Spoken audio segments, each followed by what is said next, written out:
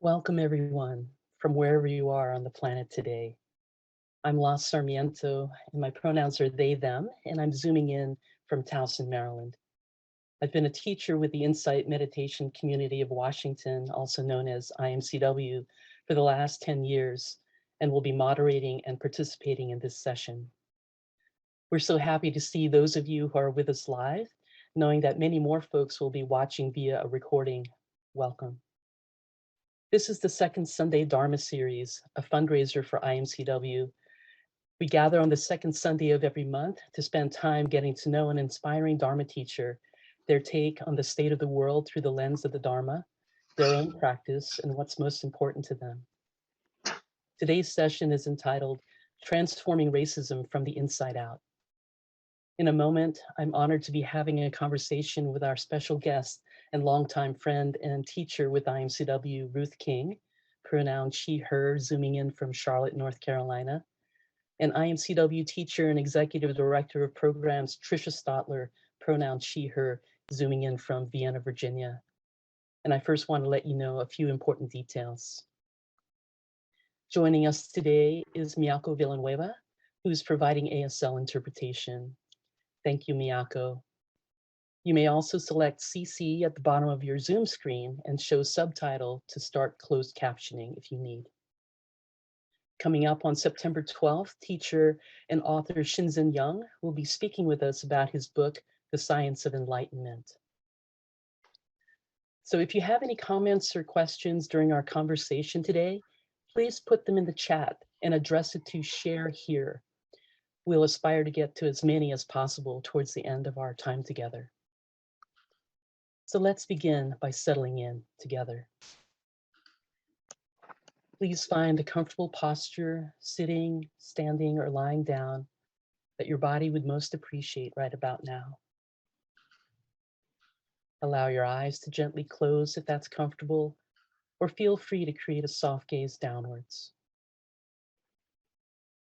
Our practice is one of remembering what we often forget or take for granted. May we, as part of this Sangha, support each other in remembering those that came before us and upon whose shoulders we stand and from whose sacrifices we benefit. I acknowledge that I'm leading this gathering on the unceded and stolen land of the Piscataway and honor all traditional custodians of this region, appreciating the opportunity to live, practice, and teach on this land, and ask the ancestors' blessings in being here. If you wish, I invite you to acknowledge the indigenous people of your region, whether you know who they are or not. I pay respects to the enslaved African peoples brought to, held, and sold on this land and their descendants. We recognize the continuing struggle for liberation. I pay respects to the Asian ancestors from whom these teachings and practices have come and have been preserved for the last 2,600 years. And I pay respects to elders past, present, and emerging. Take a couple of deep breaths in and out and see if you can feel your feet or the lower parts of your body making contact with the floor. And if you can, connecting with the earth beneath you, supporting you unconditionally.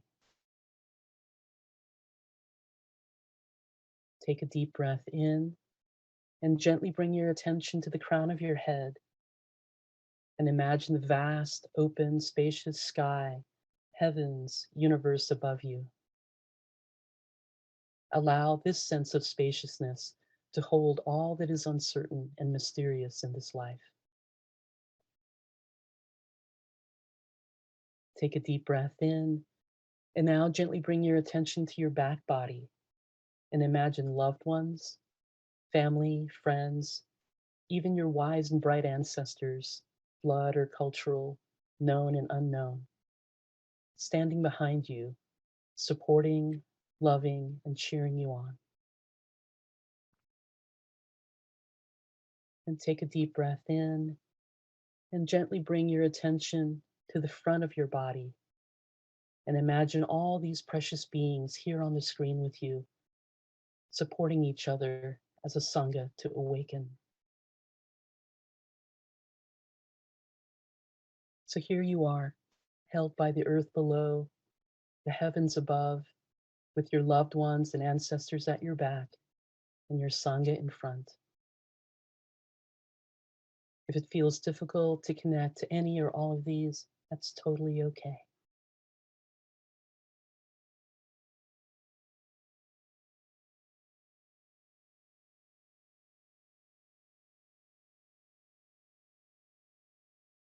Now gently find your breath again as you feel the earth beneath you and come back to our Zoom.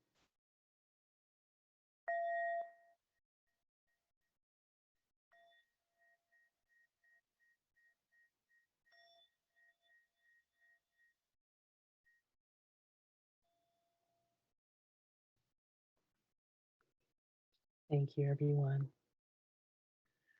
So, as many of us know, the spiritual call for racial self-awareness and healing is urgent, and no one is exempt from this social necessity. So I'd like to begin with inviting Ruth to share how the practice and teachings of the Dharma have supported you in your journey of awakening and healing with regards to race. Welcome, Ruth. Thank you for being here, dear. Thank you.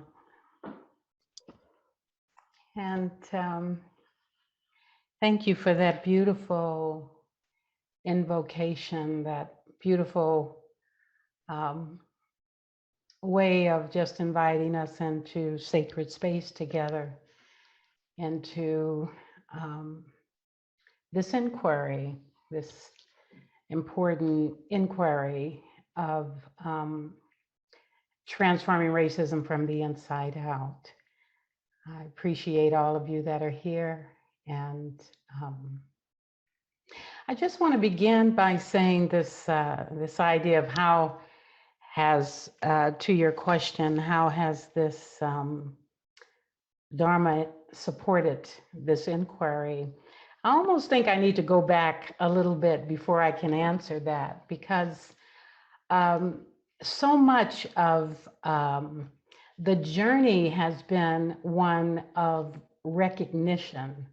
It's not so much how the Dharma has supported me in this inquiry, as much as it is a recognition that the Dharma has been a big part of life itself. And to recognize, for me, it's been about recognizing and connecting the dots of how the Dharma has been living way before I knew of the Dharma. So I think I just want to talk about that a little bit, because I think this is what supports an intimacy with these teachings and our relationship with life itself, with race and racism in particular. And for us to remember that the Buddha specialized in suffering, right? So our opportunity in looking at the Dharma is in looking at the ways we can learn to support ourselves in remembering who we are through these teachings, but also through our lives. I always like to honor my great-grandmother, who I have this poignant image of her pacing and worrying in the kitchen, walking back and forth. And she was very concerned about, and in some ways felt limited in her capacity to protect us in these Black bodies as we walked in the world. And I remember her exhaustion and, fatigue, and that the pacing really spoke to a sense of prayer, right? A deep prayer, a prayer that we know Native people have been walking and pacing, and the same walking and pacing that we might consider ourselves doing in walking meditation. It's another connecting the dots of that, how how this walking practice is a system, is a wake up, is a connection with the earth that supports us in remembering that we are in connection with the earth. When we are in our places of worry, we're in motion with understanding deeply what we're connected to. And we may not have the language, we may not have the words, but we are in a deep connection, a deep reverence, a deep prayer of hoping the earth we actually walk on is with us. So a recognition of that. So that was a big one for me. I saw her pacing, and I saw myself saying, I heard myself saying at the age of around 7, I'm not going out with the worry part. I don't want the worry part. I want to elevate that somehow. I want to transmute the worry. I want to figure that out somehow. And I think that was a big turning point for me. So that was a piece. Another piece was a way that my father showed me, who was a plumber, who showed me the underground drawings of a plumbing system underneath a construction building. And he said to me, this is how the Dharma, I think, works in our lives. He said to me, that when the pipes are aligned in the right angles, then flow can happen, right? And so here's this underground invisible system, this lovely building on top, but this underground mechanism that's supporting flow with all these different connectors and all these different things. And I remember being just mesmerized by the underneath systems that are at play in our lives that support a sense of release and flow. And to me, when I look back on that, I see that as a dharmic system, right? I mean, I see it as a system of release, a system of flow, a system that purifies, right? Movement. And, I didn't get it then, but what I recognize now is that there was an intrigue with me, an attraction for me to recognize these systems of meaning, these sacred systems that supported flow and release. It's why I was trained as a, Jungian therapist. It's why I was trained as an organizational development consultant to go into systems and work with cultures to kind of connect the dots on how we're connected and what supports flow. So coming into the Dharma was unnatural in a way because it represents one of the most exquisite systems of investigation that we can apply to the suffering in our lives, and in particular to the suffering that is, or the ignorance and innocence that is associated with race and racism. So again, these systems have been a big part of me coming to a place of seeing not just, how do we feel better about race and racism, but how do we understand its construction, how it's held together, and also our role, our responsibility in aligning and connecting to the larger system that actually holds a certain, the misfortune or the exploitation of people that are not able to flow in the larger network of things. So the system that I think is so, that has been so exquisite for me, there's so many in the Buddha Dharma, but the 4 foundations of mindfulness that supports an intimacy with the investigation of our heart and mind has been golden for me. It was like the deal breaker, It's what when it was added to the mix of the other systems that I grew up with understanding and investigating and being taught. It was a deal breaker because it put me into a sense of sole responsibility of understanding my relationship to race and racism, not just my reactivity or not just to how it gets addressed systemically, but what is the system in me that needs to come to a sense of flow in order to stand in the fire and insanity of race and racism. So this has been, quite the journey, right? So this weaving of understanding psychological systems, plumbing systems, cultural, organizational systems through travel and being with people that are different, understanding what supports flow has been a big part of my journey. And the four foundations really provide that kind of investigation that keeps you in and connected with what it is you're looking at. I mean, I say to a lot of people that I support, if you don't have a stimulus around waking up to race, what are you going to be investigating on the cushion? Some of us in these dark bodies are lit up around race, and we come to the cushion and we got a lot of stimulation, overstimulation to work with.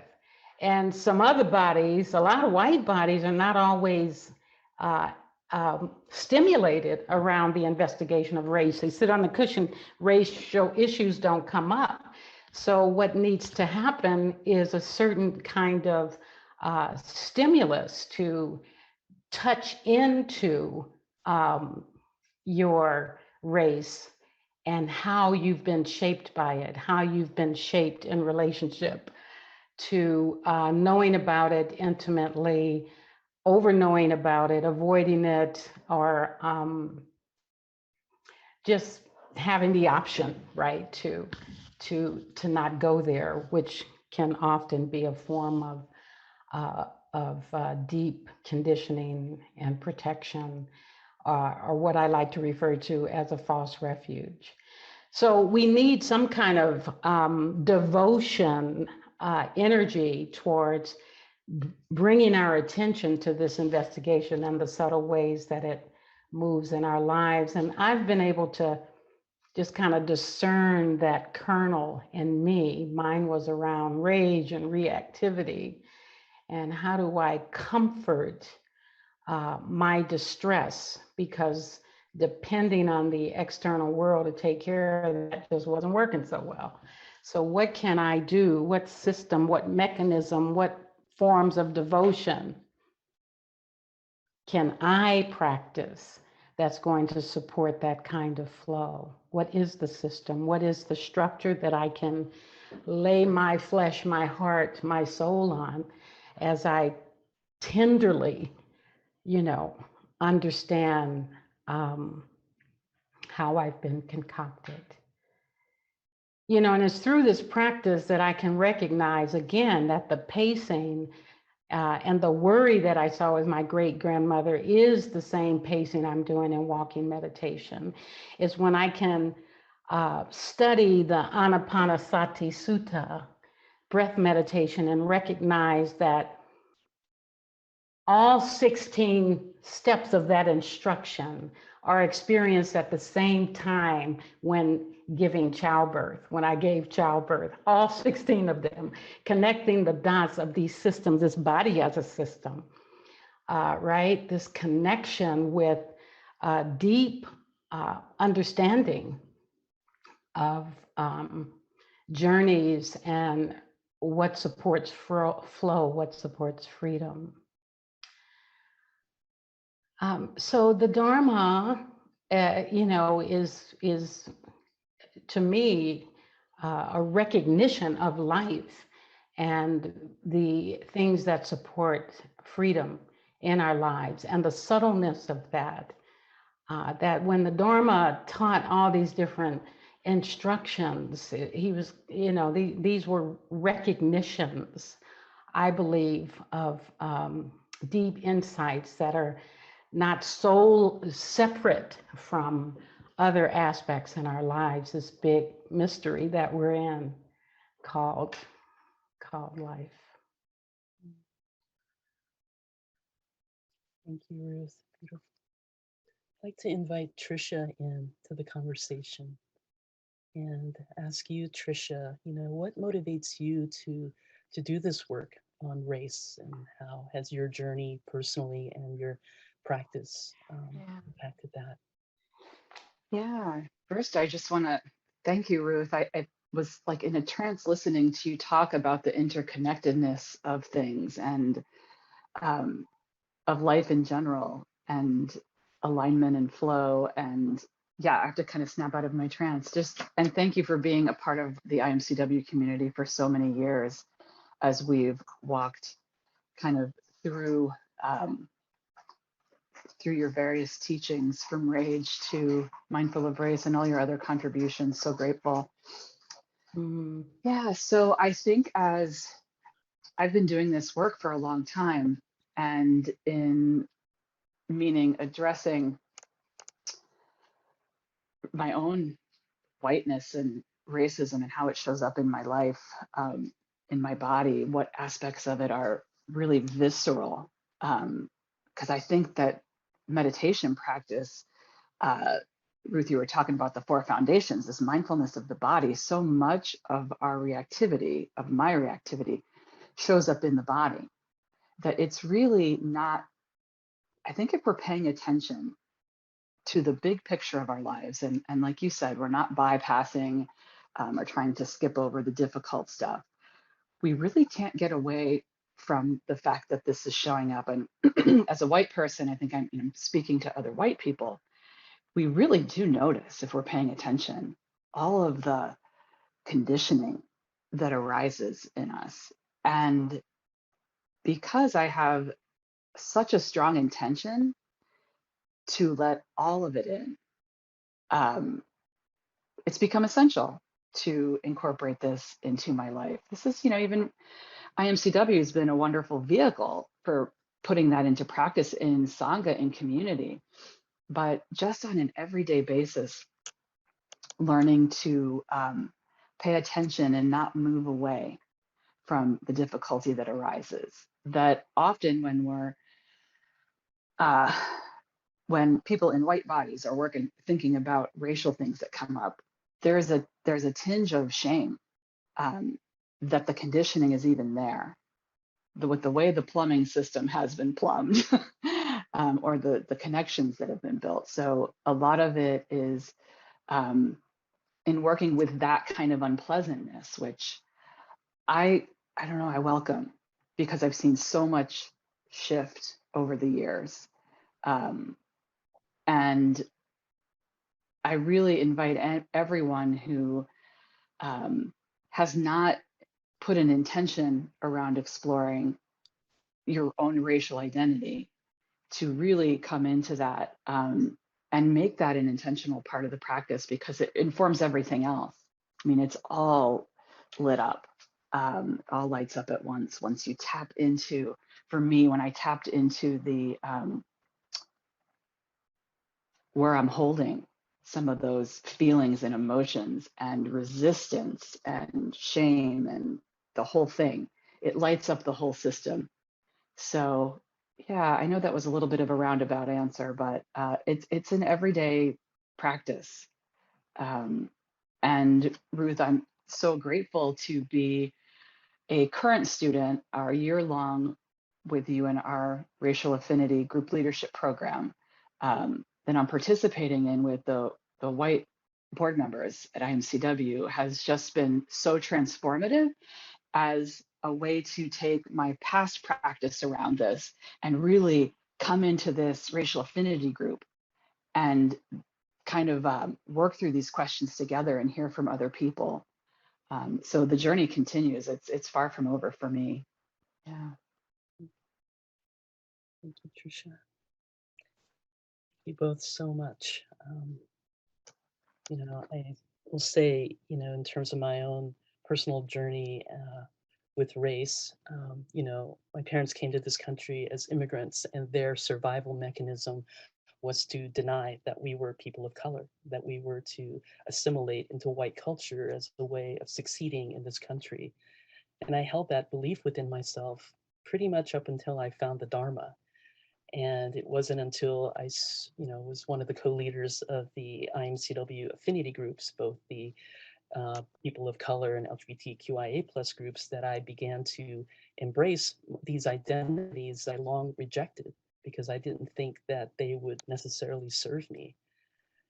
And it was just a very interesting process within, you know, my own spiritual community of, you know, why do you need to separate yourselves out? You know, we're all one, you know, we all belong.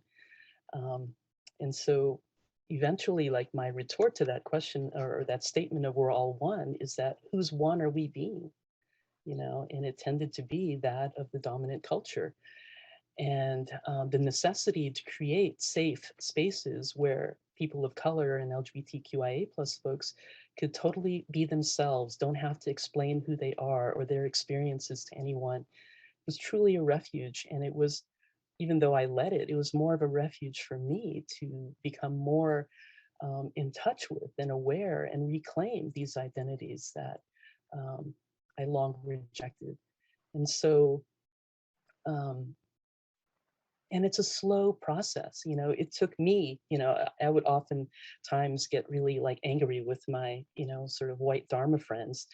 And I would pause and say to myself, you know, La, it took you 40 years to acknowledge that you're a person of color. Like, give these folks a break, you know? And so, whether it be, no matter what identities we carry, you know, the investigation in terms of how these identities impact us. And I know, you know, in Buddhism, there's the whole, you know, mark of existence of, you know, no self.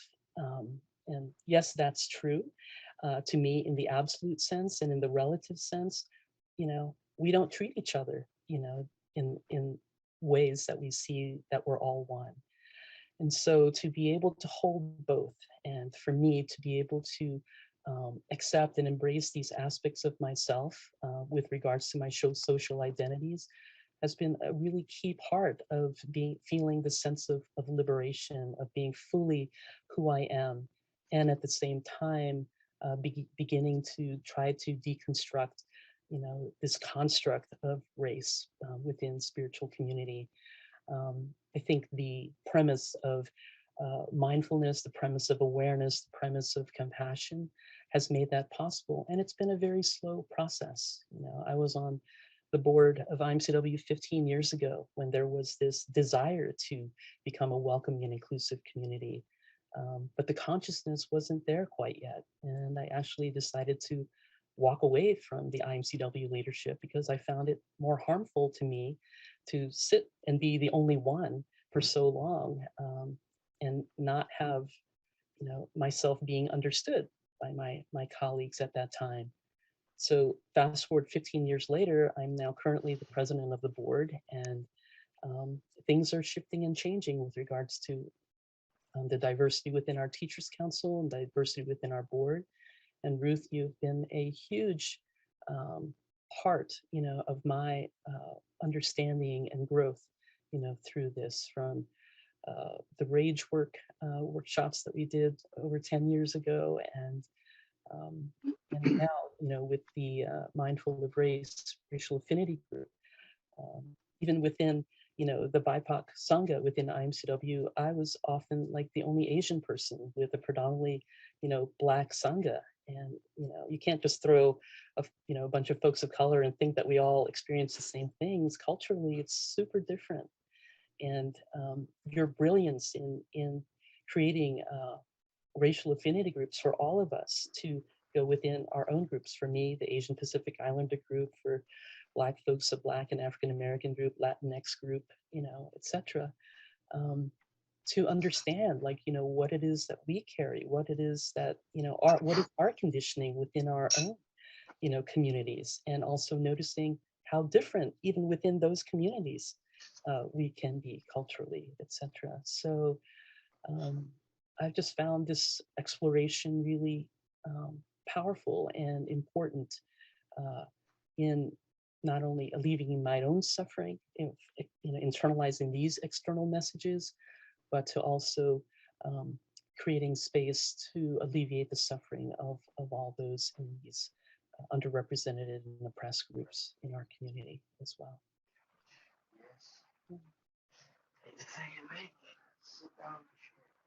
It's so beautiful to hear from both of you, and it just it is a journey, isn't it? You know, I mean, we really are shaped by many lifetimes, and you know, I think it's a journey to slow down and be tenderized by our experiences with each other. The racial affinity group work, I think, is so important for many of the reasons you've both spoken to. And I think it supports, you know, there's so many ways to address the issue. We can address the issue around race and racism. You know, if we address the system, then what we're really looking to address is white supremacy, because the system of racism is a system of dominance, and the dynamics of dominance and subordination, the dynamic of dominance around white supremacy, which is a little different than white privilege. White supremacy has to do with the network of power over and dominance over that's played in our world.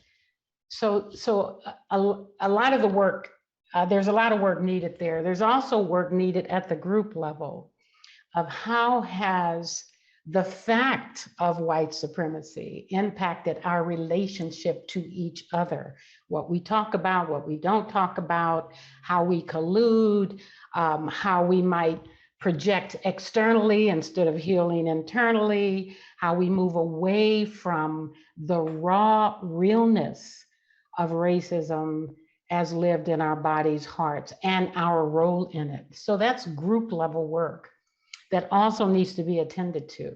And that's the power of racial affinity groups, because we can do that with each other. A lot of white folks think they need people of color to wake up to race. But what's missing in that desire is the need to wake up to whiteness with other white people. So that's really important. It's important for us, for bodies of color, to get with our folks and really see how it feels to be with each other when we don't have an external focus, right? What are we left with feeling? What's been left out of the equation? What is the literalness of healing that we can tap into without cover, without our conditioned and the internalization to stay separate as forms of survival? And then there's individual work. You know, sometimes we just need to get ourselves still, get ourselves quiet, get ourselves a good body worker or a therapist if you can, talk to a dear friend that's not going to interfere with your unfolding, those kind of individual works that we need to attend to. Our what our greed is, you know, what our aversions are, what we're attached to, what's impossible to let go of. How do we relate to people just in general? We take race out of the question. How do we just, you know, what's our impulses towards shutting down or hating or even love? Can we even allow that in? You know, sometimes that's the bigger challenge. So there's many rivers here, and we can't take them all on at the same time. So we are choosing and discerning where we place our energy that's going to be able to create a foundational place of refuge for us to respond wholesomely, to respond knowing that we are seed selves. We are all in the business of planting seeds, whether we know it or not. We're planting seeds with our consciousness. It's consciousness that's reborn. So when we understand that that's a big part of this, and whether we understand race or racism or not, whether we even feel like it's our business or not, we're still planting seeds about it. And what we're seeing is a bloom of racism, at this time. I've been living long enough to see many bloom. It's not like we're done, but we're seeing a bloom of consciousness. And how we are in relationship to this will be planting seeds that will bloom. And a big shift for me was really getting the subtlety of this aggregate experience of moment to moment choice. Can I rotor my heart enough to make sure that there's, that my impulse, my intention, my heart intention is really to love, to have what I do be so steeped in care, because I know the potency of it. I know the potency, the healing potency of it. I know the harm of not being loved, right? Of being a target. So because I know that, it just kind of heightens the responsibility and the sensitivity. And I know a lot of you know this, of what we do next, right? What we do next. Can I get clean and cleaner about what I do next, knowing I'm planting seeds, knowing they're going to bloom, knowing they're going to have a fragrance, knowing something's going to be shaped and expressed as a result of it. That's a big responsibility. And the other piece is, if I take hatred out of the mix, I've made a commitment to myself to not have hatred be in the mix. What am I left with? If that's like I'm devoting myself to not bringing that wherever I am, whatever the circumstances are, not letting hate. If it gets in there, I'm trying to clean that up quickly, and I'm doing it more and more quickly through this practice. So what deal are you making, right? What deal are you making with life to navigate the harsh reality of being a racial being in a constellation, a system that is either flowing or it's not, and it's moment to moment. It's not like there's some final nirvana, but we're a part of something that's being mulched and composted and purified, and we're all adding to this stream. What is our responsibility? Why are matters of race still matters of concern? And what does this have to do with me? What does this have to do with me? Right? That's the work. That's what my work centers around. What does this have to do with me? Not how we fix the problem, but how are we in relationship to it? So those are some of the, thoughts I have on that.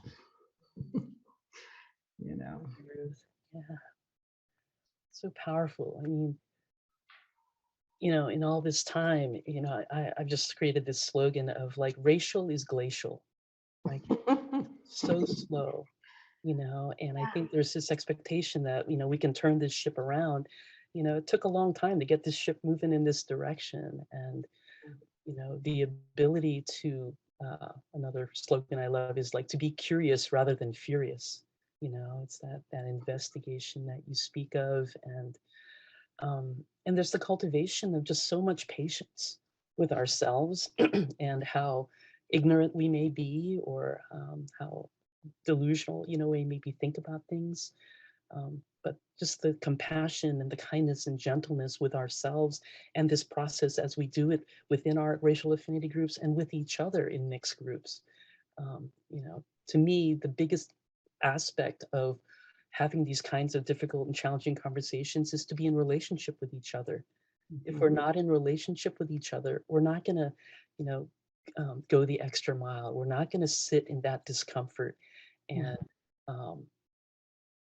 be vulnerable and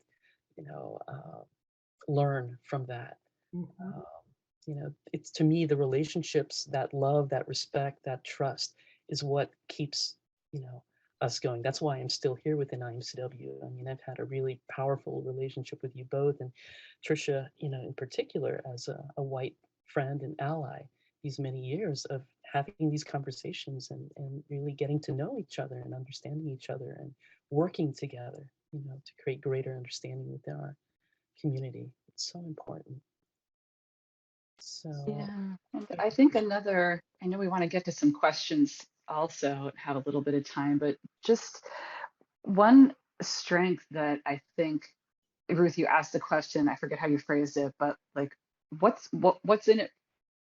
What piece is yours? Like, what are you going to do next? Gosh, you worded it so perfectly and I didn't write it down, but I think when people process this work, thinking of being able to share in a racial affinity group, and of course my group is white, what I've noticed that my piece is that, and you said getting clean and cleaner, like it does start with your own inquiry, being drawn to do this work. It has to start there.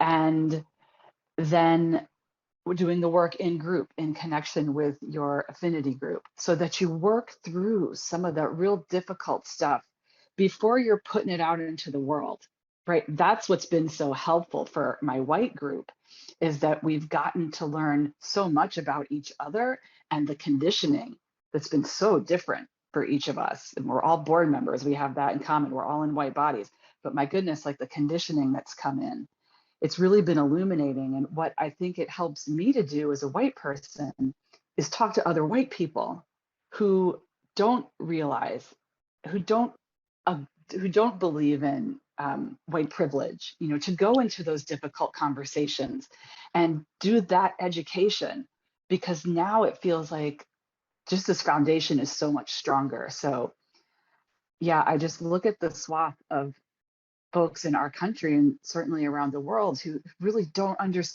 believe this is a thing, and that's the work of white people who've done their own work, who've gotten clean and cleaner, from individual to working out the kinks in their own grief and process in their affinity group, and then we can go out into the world and have those difficult conversations, because it's not,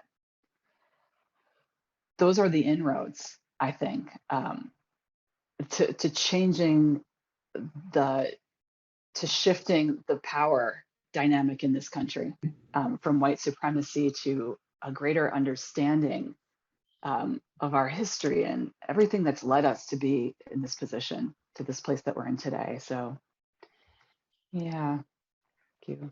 And it's so palpable right now, isn't it? When you, especially in the political arena, to see the, anytime there's some progress around racial understanding, you know, some of the symbolism, you know, we got a Black president, right? You know, there's just the consciousness around, you know, individual versus system, a Black president in a system of white supremacy, and just understanding, you know, the strength and limitation of that. But you can get kind of this symbolism going politically, and then you get a huge backlash of resistance that's just bursting in all different directions right now. We can see that in insurgents and policy and the positioning for the next election, the resistance to a flow of humanizing, you know, legislation, if you will. You see the structure of oppression in place. There's a system in place that's been there for a while that we're really having to examine. The inflammation of it is for us to really look clearly. Sometimes we need to put policies in place before we can deeply uproot the conditioning, you know. like we had to have these civil rights laws before the hearts were changed, but we're still seeing that the heart hasn't caught up with the systems that must be in place. So it really is this combination of activity. You're kind of, you know, let's just say we're working from these gateways of understanding the individual or group identity, and the systems are not separate, but hopefully when you understand yourself as a racial being, not in terms of over identifying with it, but understanding it with other people of your race, when that power is ripened, clear and wise and well intended, then there's a foundation of resilience and strength that we can mobilize with in support of, you know, to kind of work towards these systems. We get depleted and ill and isolated in our own forms of resistance when we don't have that foundational understanding of collective. We can hide at the individual level. So this is a dynamic system that I'm speaking to that requires a certain creativity, a certain dance. You know, another system I grew up with was my mother being a musician. She played improvisational jazz and she was on the piano. And one of the things she had to do in order for that flow to happen was this capacity to listen deeply and to care and to know that there was a breathing of in and out of the different musicians in order for the creation to transform us, which it always did.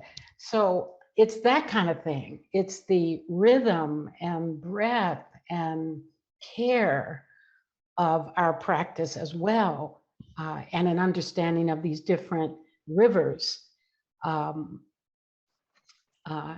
the individual group and systems level, that we all have to be concerned about all of the above. I'm sure other people would add to that list, but yeah. Thank you, Ruth. So we'd like to open it up for any comments or questions you might have from our discussion today. Please submit it to the share here address on the chat screen, and happy to engage any questions you may have. All right, so we have a question from Jenny. Do you have advice for those of us raising children as we are also awakening to race ourselves? For example, how to lessen the racial conditioning that both society and we as parents are passing on to them? Well, that's a beautiful question. And, you know, the best thing we can pass on to them is an example of being informed about our racial conditioning and its complexity, and creating an environment of ease and comfort where the conversations can flow. So I think that, you know, that's we're the evidence. They're going to be looking at us, right? So what is it that they're looking at? What is your consciousness? What is your example? One place I would point you is in the book Mindful of Race. There's a chapter on the untold. And I can't remember exactly what section it's in, but it's the invitation to tell a story, you know, kind of like a origin story around race, where you are talking about what's unfinished around that and your relationship to that, your commitment to that, your understanding of that. So I offer that as a template for you to create your own, you know, truth around your race its complexity, its intersections, your prayer, your hope for well-being, and that we're telling our kids that story, and that it's true for us, it's alive for us, it's evident for us in our environments. So I would encourage that kind of practice. The work is really never quite done. I don't see this as we're being transformed the way I want to see it, way I would hope to have it in our lifetime. So how do we live with and be about the business of dismantling or creating environments that are respectful and healing and connecting, where we know ourselves deeply in them. And our commitment is to a certain union that maybe hasn't existed, but maybe we want to see that. Maybe we want to seed that in our seed selves. So I would encourage you to be in the business of telling your story, not only to your children, but to anybody that'll listen. But we need to cultivate an environment where there's a bit more comfort or ease in talking about race without apology, with the intention of well-being in the forefront. Thank you, Ruth. Question from Jennifer. Thank you for your wisdom and presence. I have curiosity, embarrassment, and tentative nature about sharing, learning, navigating my experiences as a third-generation Jew that wants to honor BIPOC, and that my experience of anti-Semitism may be a bridge of understanding. Or am I way off here? Much respect and deep bows. I'm wanting to make sure I hear the question in that. So maybe you can read it again? Sure, dear. Yeah. I have curiosity, embarrassment, and tentative nature about sharing, learning, navigating my experiences as a third-generation Jew that wants to honor BIPOC, and that my experiences of anti-Semitism may be a bridge of understanding. Or am I way off here? Yeah, these intersections, right? I mean, I know that as I speak to you, there are so many colors in the tapestry of your life that are not just so black and white. I think what anti-Semitism and racism have in common is that, all of the above has been oppressed, right? So the common denominator is the dance, I think, of oppression that we have experienced from dominant culture, and the complexity, I think, that lives within, maybe the Jewish body is this kind of combination of whiteness and being both dominant and subordinated racial identities in one body, which is, so I think you have an intimate understanding of that kind of complexity, that coexistence, or the ruptures that come up. So I think there could certainly be, and I'm feeling, I know the tenderheartedness of all of this and the shame cloth that might be a part of it.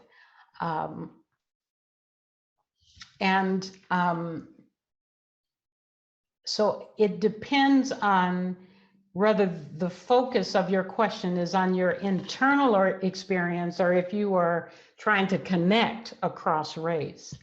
I think what makes the connecting across race, being an ally, for example, for BIPOC communities, is not to necessarily see it as a separation, because you can identify with a piece of that.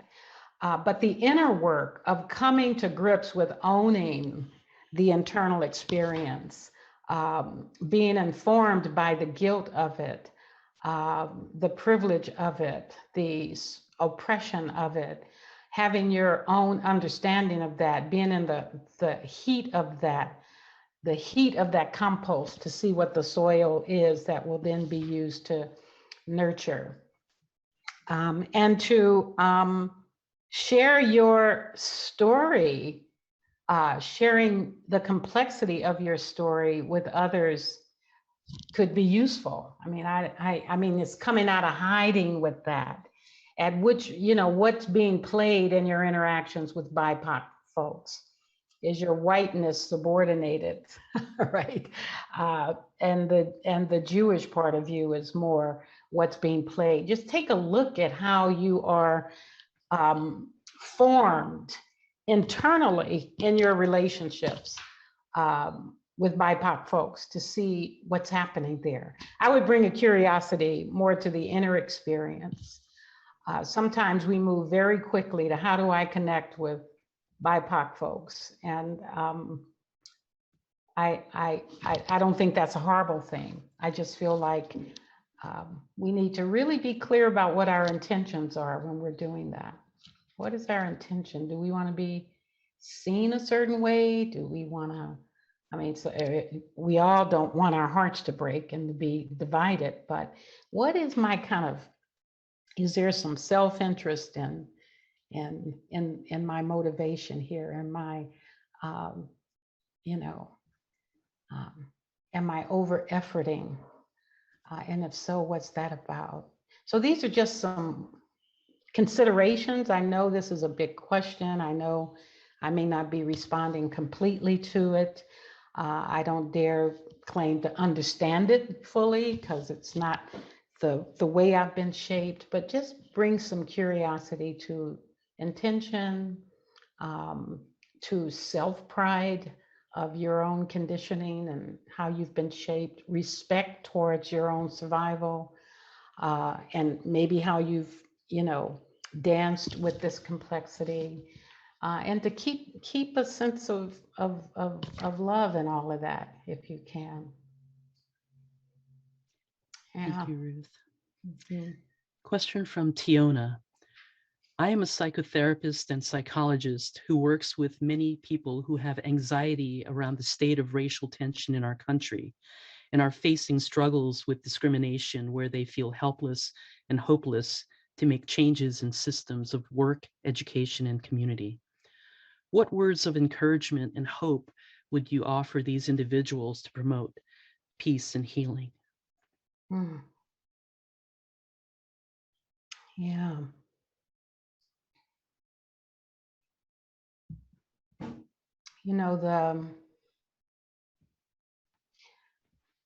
I would say that release any notion of trying to fix something in those moments. Surrender in your seat as therapist, as space holder.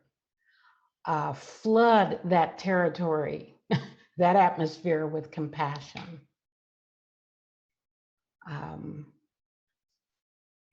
Support them in remembering who they are, that there's been many that's come before them, and there will be many after them. Remind them mostly of who they are, of their strength. Affirm the horror and the hopelessness, because it's real. I mean, it's a real feeling. Remind them that it's a comma, not a period. So this is not the end. When we feel this sinking, this suction into despair, it's a comma, it's not a period, it's a moment. Sometimes it's a long moment, but it's not a period.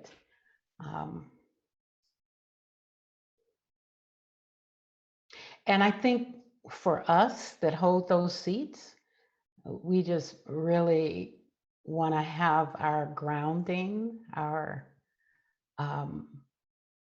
we want to enter into those spaces with a sense of knowing the importance of providing a space for that kind of unfolding to occur.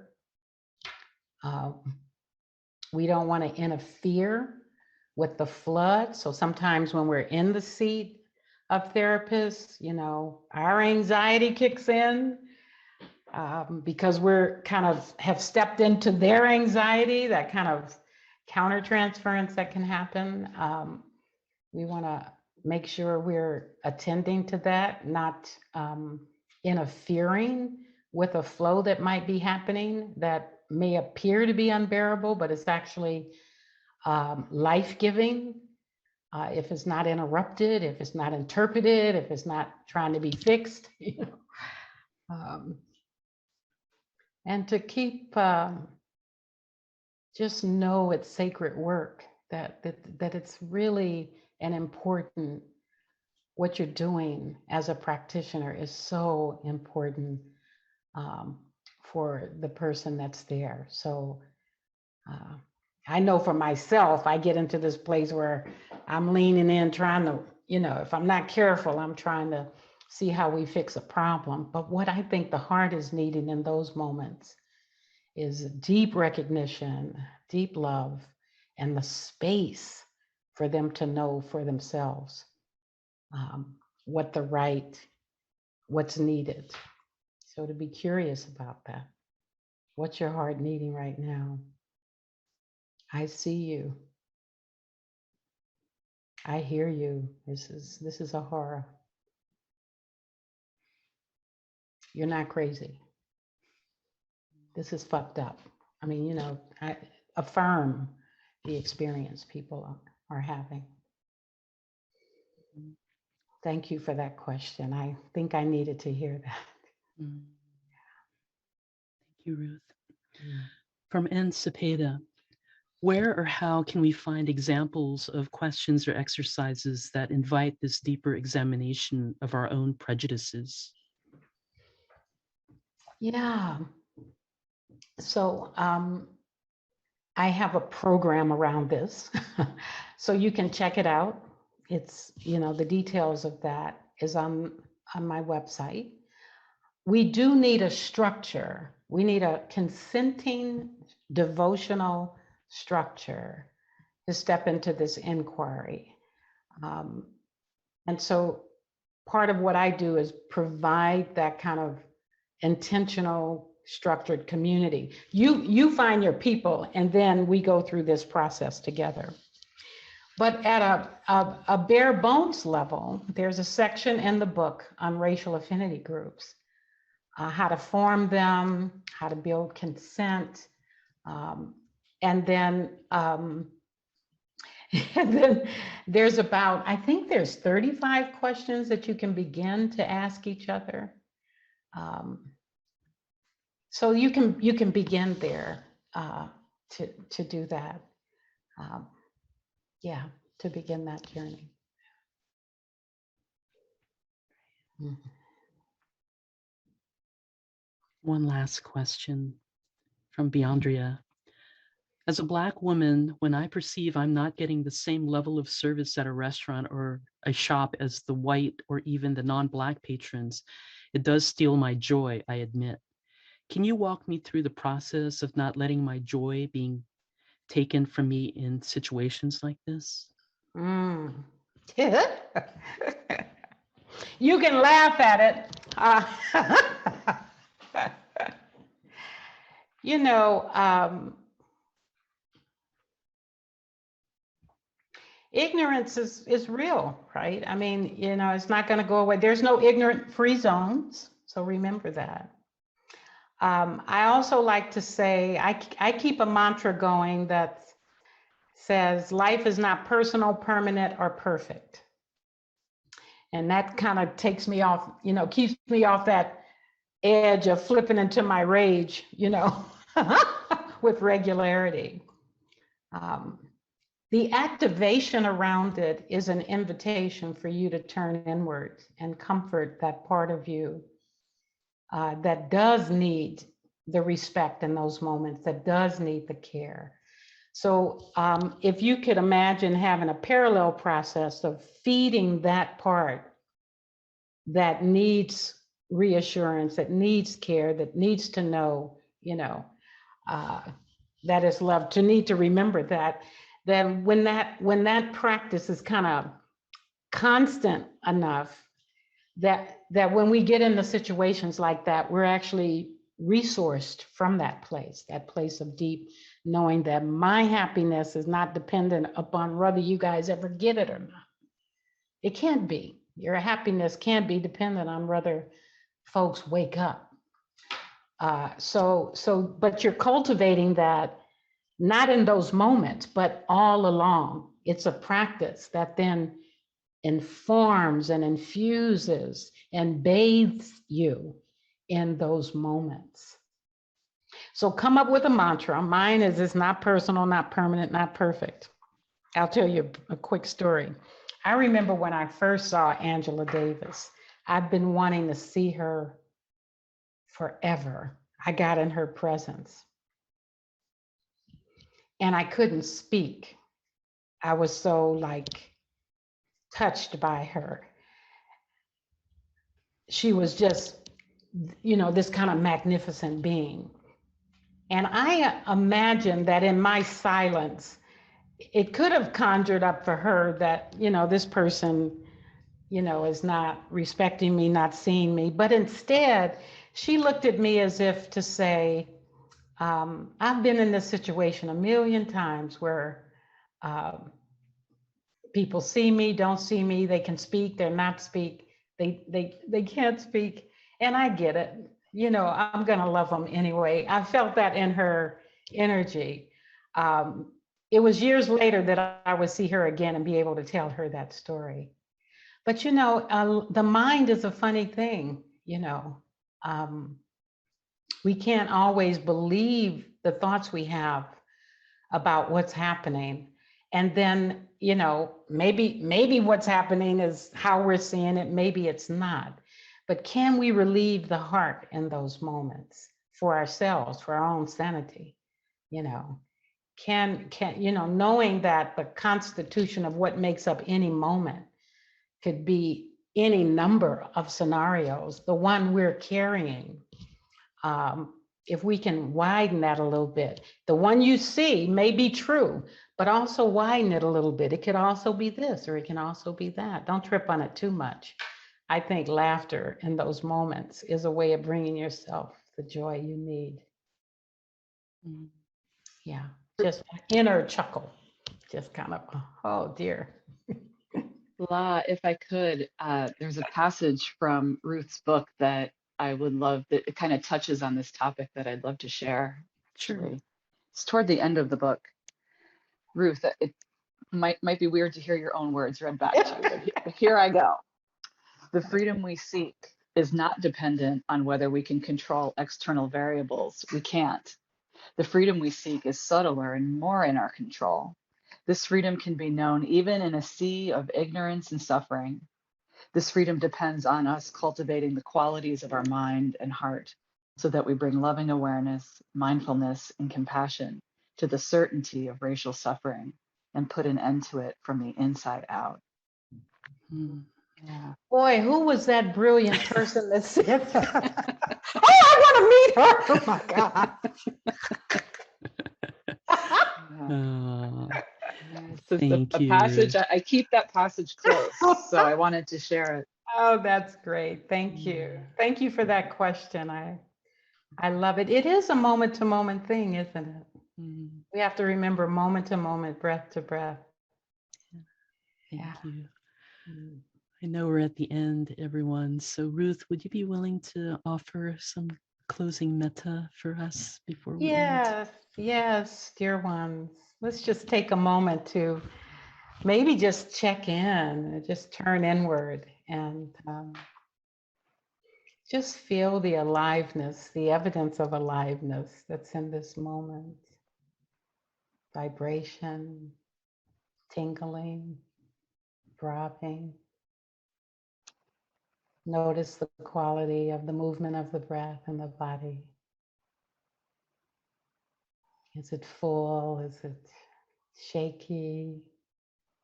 Are you full of joy right now? Maybe there's many questions that are still lingering. And just appreciating our time together today. Whatever ripening that we've received, may it purify our hearts and mind and spread in all directions.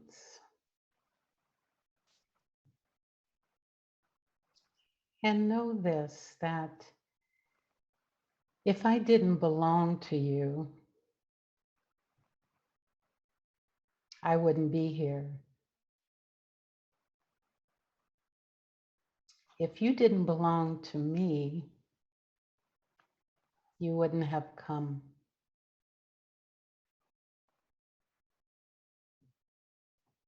Your heart and my heart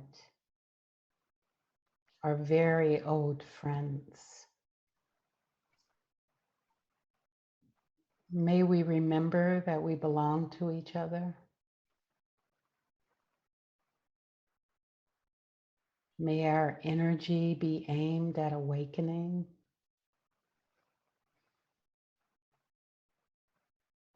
May we heal the seeds of separation inherited from our ancestors and gratitude for this life.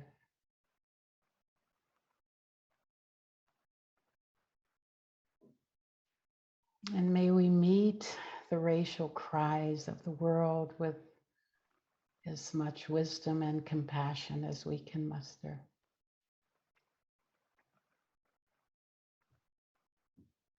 May all beings, without exception, benefit from our growing awareness and healing.